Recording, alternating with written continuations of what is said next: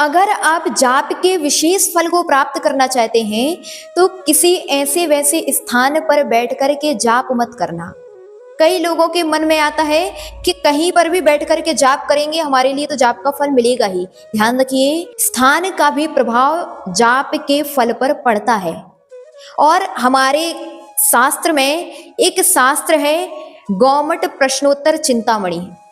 उस ग्रंथ में आचार्य महाराज ने लिखा कि अगर आप घर में बैठ करके जाप करते हैं तो आपके लिए 1 गुना फल मिलेगा। अगर आप वन में बैठ करके जाप करते हैं तो 100 गुना फल मिलेगा। अगर आप किसी नसिया में बैठ करके जाप करते हैं तो आपके लिए 1000 गुना फल मिलेगा।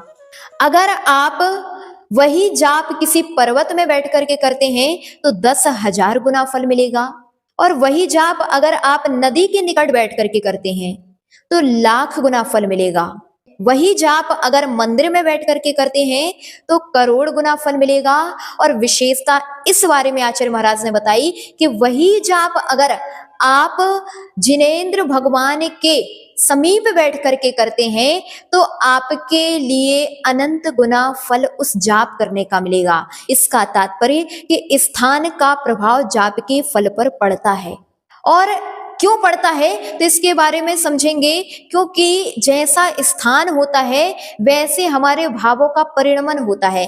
घर में उतनी विशुद्धि नहीं होती, यही कारण है कि जाप करने का फल वहां पर कम मिलता है। और उससे अतिरेक विशुद्धि आप अगर किसी एकांत स्थान पर किसी नदी किनारे बैठेंगे तो यही कारण है कि उसका फल अधिक हो जाता है। और वही विशुद्ध उसके अपेक्षा अगर आप जिनेंद्र भगवान के समीप बैठ करके जाप करते हैं तो उस विशुद्धि में और अधिक विशेषता आ जाने के कारण उसका फल अनंत गुणा मिलता है। अगर आप चाहते हैं कि मेरे लिए फल विशेष मिले तो जब भी जाप करना तो भगवान के समीप बैठ करके करना। ज्यादा से ज्यादा जाप अगर आप भगवान के सामने बैठ करके करेंगे तो आपके लिए विशेष फल की प्राप्ति होगी।